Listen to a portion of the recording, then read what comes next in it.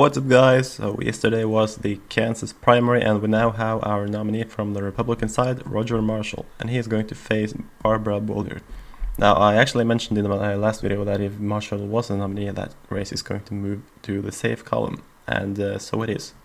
So I'm going to talk about a little update on the Senate elections now.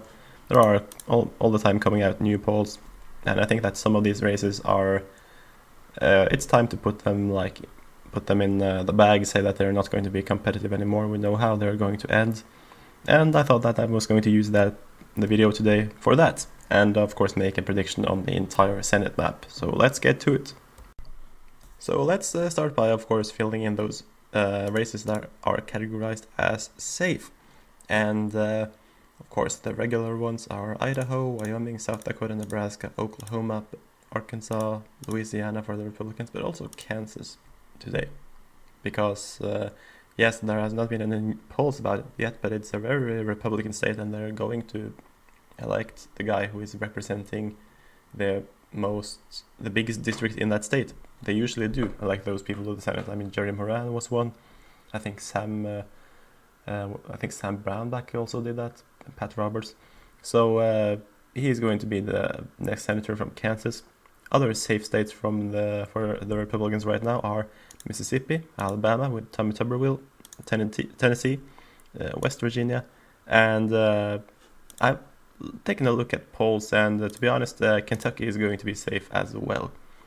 For the Democrats, we can categorize Oregon as safe, as well as Illinois. There will not be a major battle over the states on the East Coast or the state of Virginia. Now moving to the likely states.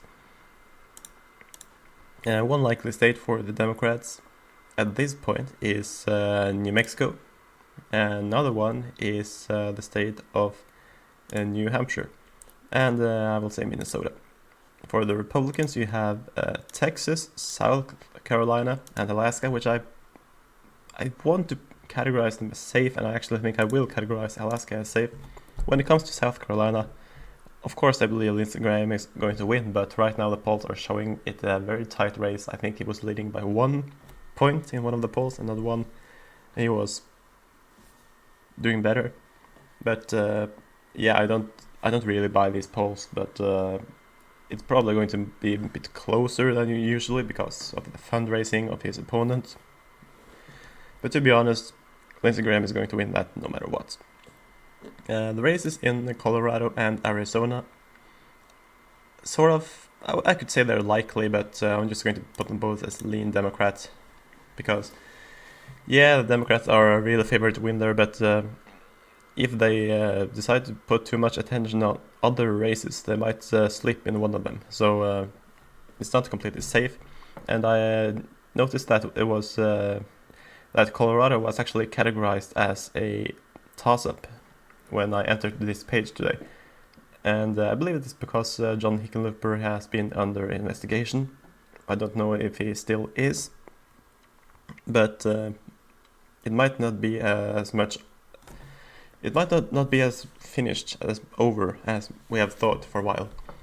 Anyway, right now the Democrats are actually leading. They have 47 seats to Republicans 46.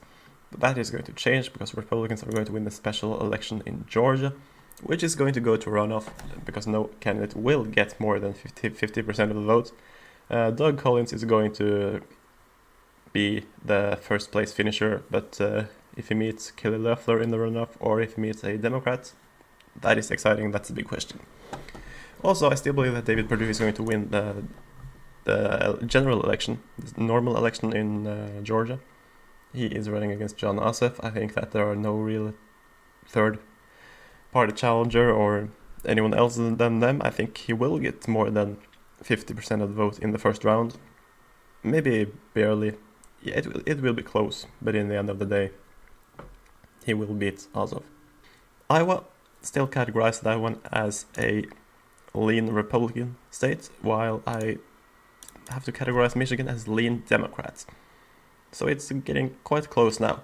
The three remaining states are all states held by the Republicans at this point. The first one, which I honestly don't think will flip is Montana.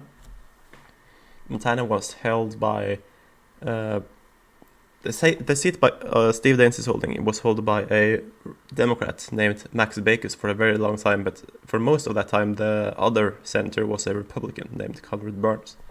And I don't think that Montana is going to go back to having 2 Democrats in the Senate at this hour, because the state is going to vote for Trump by a vast margin, and that is only going to help Daines. When it comes to the 2 remaining states, polls have really not been kind to Thom Tillis in North Carolina. Yeah, has been like behind in like 12 points, 9 points, something like that. So I'm actually going to leave that one as a toss-up, because Democrats have not won any Senate races or presidential races in that state since 2008. So North Carolina is only a toss-up, and Maine is going to be the lead Republican. And the reason for that is, even though Gideon is leading in the polls, it's a slight lead. And again, I do not trust the polls. I believe that people who disapprove of her include conservatives, Trump supporters who would like her to be further to the right, and they are probably going to vote for her against Democrats anyway.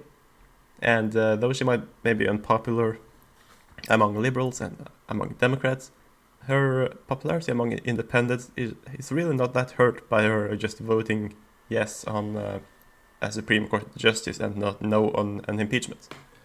So I still think she's going to win. Remember, she won with 68% of the vote last time, and every county. She always wins every county in that state. So that's the current state of the issue. We don't know about the vice president, but even if Biden wins, this would give the Republicans the majority. So yeah, that's the state of the things right now, the way I see it. Of course, the Republicans do hold the majority now, and they would have to lose a good deal of seats in order to lose the majority. So I think that would take a bigger effort than what we are seeing from the Democrats at this moment. Anyway, that's it from me today. Please like this video, please subscribe, and I'll see you next time.